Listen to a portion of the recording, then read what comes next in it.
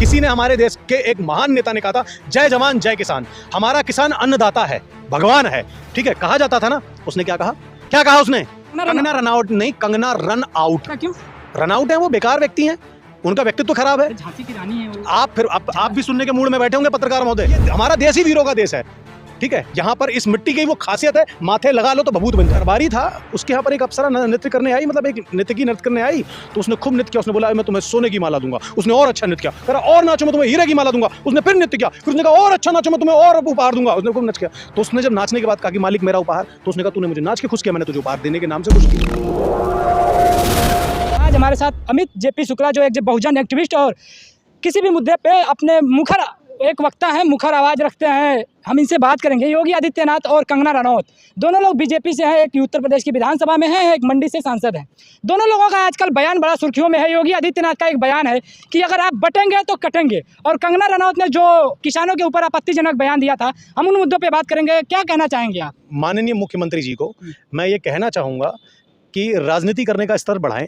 जब वो खाली सांसद थे तब वो इस तरह के भाषण दिया करते थे। अब वो एक प्रदेश के नायक हैं, एक प्रदेश को संभालने की बागडोर उनके हाथ में है। उनके प्रदेश के अंदर सभी की संख्या, अगर जिस तरीके से वो कहना चाहते हैं, जिस एंगल को वो लेना चाहते हैं, उस एंगल के अंदर अगर उनकी जनसंख्या देखी जाए, सबकी संख्या सही है। भड़काने वाला काम ना करें, ठीक है। उनको ये कहना ही नहीं चाहिए बटेंगे तो कटेंगे, चाहे वो किसी में भी बट रहे हो। एकता तो बना के रखनी चाहिए, और शायद उनका कहने का तरीका ये होगा हिंदू मुस्लिम भाई भाई ये सब आपस में रहें। मैं उनका कहने का मतलब यही होगा, बाकी तो लोग समझ। लेकिन जो बांग्लादेश में हो रहा है आजकल, प्रधानमंत्री मोदी, बिल्कुल आपने बहुत सही कहा, जो बांग्लादेश में हो रहा है।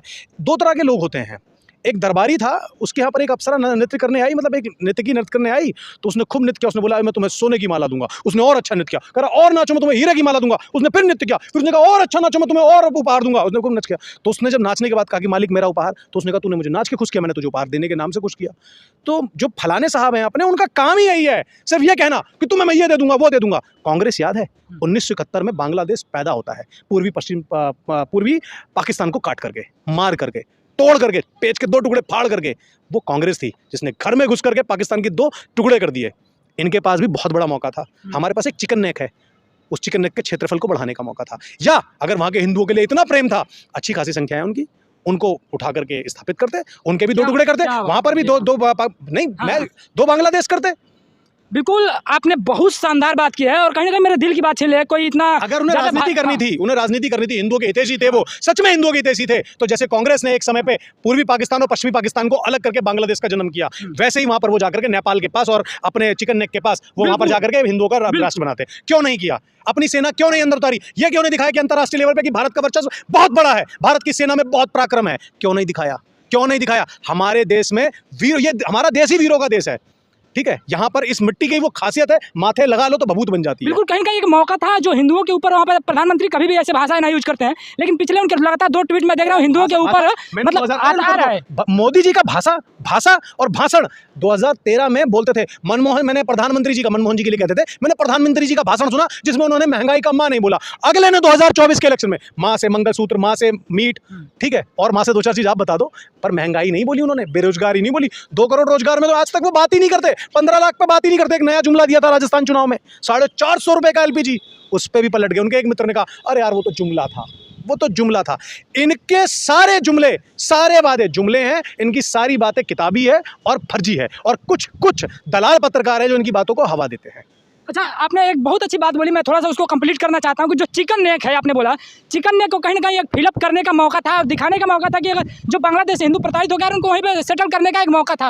उसको मौके को मैं कह रहा हूँ, अगर ये आप बात समझिए, इस बात को, जो मौका इतना अच्छा मिला था। मैं थोड़ा सा रोकना चाहूंगा, जो ग्लोबल नॉलेज रखते हैं, जो इंटरनेशनल पॉलिटिक्स में ज्यादा इन्वॉल्व रहते हैं, वही इन बातों को समझ पाएंगे। बिल्कुल, मतलब आप समझिए, अगर कह दे कि ऐसा संभव ही नहीं है, कुछ अंधभक्त आएंगे कमेंट में कहेंगे ऐसा हो कैसे सकता है, हम किसी के देश के अंदर सीमा में कैसे घुस सकते हैं? भाई चाइना तुम्हारे, ठीक है, अरुणाचल प्रदेश के 30 गांव के नाम अपने नाम पे कर देता है, उसका मैप खोलो तो आपके नाम भाषा में नाम लिखा हुआ आता है। अब आगे बढ़ते हैं, यूक्रेन के अंदर रूस घुस जाता है, ठीक है भाई। इजराइल ने अपना क्षेत्रफल पूरा बदल दिया।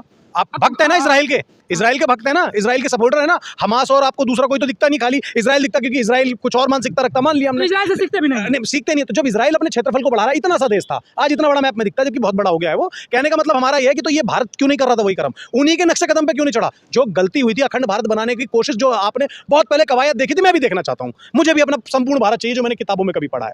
तो वो मौका था ना, थोड़ा थोड़ा करके लेते, जैसे पटदार से आदमी मेड़ काट काट के खेत बढ़ाता है, आप भी अपनी सीमाएं बढ़ाते। और इससे अच्छा मौका तब तख्ता पलट वहां हुआ था, वहां ऐसा उपद्रव हो रहा था, आपने आपने अपनी सेनाएं अंदर क्यों नहीं भेजी? अपने ही लोग के नाम पे भेजते, अपने हिंदू भाई के नाम पे भेजते। लेकिन नहीं, ये दलाल मीडिया, ये चाटुकार मीडिया, ये पेटीएम से 500 रुपए प्राप्त करने वाली मीडिया ने इस खबर को एंगल बदल दिया और जो मौका था, जो अवसर था, उसे बर्बाद कर दिया। लेकिन जो योगी आदित्यनाथ बोल रहे हैं कि अगर आप बटेंगे तो कटेंगे, कहीं ना कहीं उसमें आपको मेरी क्या बात को लगता है? समझिए, मेरी बात को समझिए।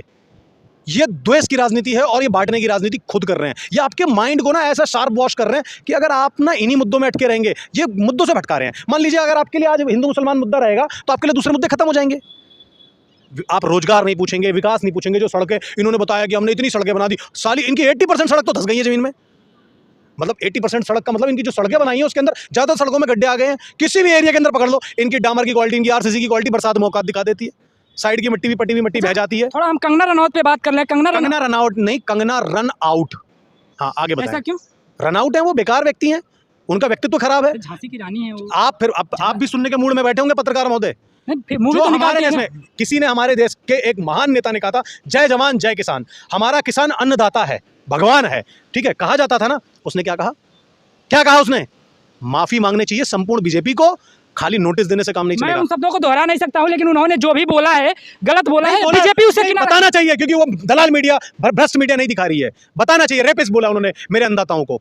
उनकी नजर में अगर वो किसी आंदोलन में खड़े हो जाएं, किसी जगह बैरिकेडिंग तोड़ दें, तो वो आंदोलन कहलाता है, लोकतंत्र की आवाज कहलाता है। लेकिन अगर किसान कहीं खड़ा हो जाए, या मैं खड़ा हो जाऊं, या तुम कहीं खड़े होकर के आवाज उठा दो और सवाल पूछ लो, तो आप उपद्रवी हो जाते हो, देशद्रोही हो जाते हो। हिंदू मुसलमान के समर्थन में जो खड़ा होता है, भाईचारा बात करता है, वो एक तरह से दलाल हो जाता है। कैसे? आप हैं राष्ट्रभक्त। अगर बीजेपी है तो आप राष्ट्रभक्त हैं, जो कि सिर्फ एक मुद्दा गिरती है, पाकिस्तान पाकिस्तान पाकिस्तान। उनके किसी भी प्रवक्ता को उठा लो, किसी भी प्रवक्ता को उठा लो, उनके नेता को नहीं। वैसे तो उनके नेता के लिए भी 2 लाइन है, अगर मेरे पड़ोस में पाकिस्तान और देश में मुसलमान नहीं होता तो उसी स्टेशन पे वो चाय बेचते जहां उन्होंने बचपन में चाय बेची है, जो कि पूरी तरह से काल्पनिक है। आपको क्यों लगता है कि कंगना रनौत ऐसी बयान क्यों देती हैं? सुर्खियों में आने के लिए क्या है उन पे काबिलियत? क्या है उन पे काबिलियत? तुतला के बोलने के सिवा कुछ और आता है उन्हें? ठीक है, उस औरत ने अपने आप को प्रूफ करने के लिए जब बॉलीवुड में आई तो उसकी पहले की फिल्में देख लीजिए, किस ग्रेड लेवल की फिल्मों को वो करके आई। उनके भाषण क्या रहे, उनके बयान क्या रहे। उन्होंने खुद स्वीकारा वो ड्रग, रेप, ये वो फलाना ढिमकाना, मैं वो बातें नहीं करना चाहिए। महिला का सम्मान हमेशा हमेशा रखना चाहिए, चाहे वो कितनी भी बेकार क्यों ना हो। अगर वो महिला बेकार भी जवाब दे रही है तो हमें सम्मान करना चाहिए, क्योंकि वो कहीं ना कहीं महिला योनि में है। मैं क्षमा चाहता हूँ समस्त देश की महिलाओं से, लेकिन कृपया करके उसे आदर्श ना माने। जो हाँ, अपने आप को, अपनी फिल्म को लाइमलाइट लाने के लिए उनके किसी भी चीज को उठा लीजिए। जब वो चुनाव लड़ रही थी तब वो क्या कहते हैं, ऐसे बयान दे रही थी ताकि वो लाइमलाइट में। जब उनकी फिल्में आती तब वो ऐसे बयान देती जब वो लाइमलाइट में। अदरवाइज उनके पास ज्ञान जीरो है। आपने फिल्मों की बात की, अभी उनकी एक मूवी आ रही है इमरजेंसी, इसको कैसे देखते हैं? मैं सिर्फ योगी आदित्यनाथ, वो 1 मिनट, योगी आदित्यनाथ बोलते हैं कि हम नहीं टैक्स फ्री कर दिया। मैं उनकी हर एक मूवी को देखने जाता हूँ, बहुत अच्छी एक्ट्रेस हैं और टैक्स फ्री भी कर सकते हैं। मैं मूवी उनके नाम नहीं बताऊंगा, वरना लोग जाके गूगल पे सर्च करने लग जाएंगे, यूट्यूब पे। मैं भी फालतू में टीआरपी नहीं दूंगा। उनकी मूवी में अगर जाओगे तो कितनी अभद्रता, अश्लीलपना होगा, तो शायद हो सकता है वो नेताओं भी जाकर के वहां देखते हैं, उनकी उन मूवियों से प्रभावित हुए होंगे। अब बात करते हैं हम किस बात पे कही आपने कि इमरजेंसी। देखिए, इमरजेंसी के लिए कांग्रेस पार्टी ने अपनी गलती को स्वीकारा, माफी मांगी और कहा कि उनसे बहुत बड़ी चूक हुई थी। ठीक है, पूरी समस्त कांग्रेस पार्टी इस बात को कहती है। क्या दलाल मीडिया उनसे सवाल पूछ पाएगी कि नोटबंदी उनकी गलती थी? 7 साल नहीं चला पाए अपने 2000 का नोट, 7 साल नहीं चला पाए। मार्केट के अंदर से एक समय ऐसा आया, जैसे इन्होंने नोटबंदी करी, आपको 100 का नोट प्रचलन में कहीं दिखा, 10 का नोट दिखता था? नहीं, क्योंकि इनके जो बड़े व्यापारी थे उनके पास वो पहले से सेट था। वरना हर बड़ा आदमी बड़े नोट रखता है। उसके बाद इन्होंने कहा कि जिन लोगों ने काला धन रखा होगा वो अंदर आ जाएगा। खैर, इस प्रक्रिया पे जाना बहुत बड़ा हो जाएगा, नहीं एक अलग मुद्दा बन जाएगा, बहुत बड़ा मुद्दा बन जाएगा। मैं सिर्फ इतना बता दूं कि ये जो पार्टी है और जो इनका दृष्टिकोण है, वो एक तरह से भटकाने वाला दृष्टिकोण है, मुद्दों से घुमाने वाला दृष्टिकोण है। इन्होंने एक नया मुद्दा लेकर के आ गया, कलकत्ता। ये जनता जो है ना, कलकत्ता भूल जाएगी, इन्हें याद ही नहीं रहेगा। भारत के अंदर बेटियां सुरक्षित नहीं है, ये भूल ही जाएंगे। राष्ट्रपति तो उस पर प्रतिक्रिया दी है कि मैं डरी हुई हूँ, द्रौपदी मुर्मू साहब ने। कैसे मतलब? कि मैं डरी हुई हूँ जो कलकत्ता में हुआ है। वो डरी हुई हैं, उसके पीछे रीजन है कि हमारे देश का नायक गलत है। क्योंकि सर्वोच्च पद पे बैठ के अगर आप ये बात कह रही हैं तो शायद कहीं ना कहीं आप समस्त बेटियों को और डरा रही हैं। मैं एक बेटी का पिता हूं, मुझे और डर लगता है।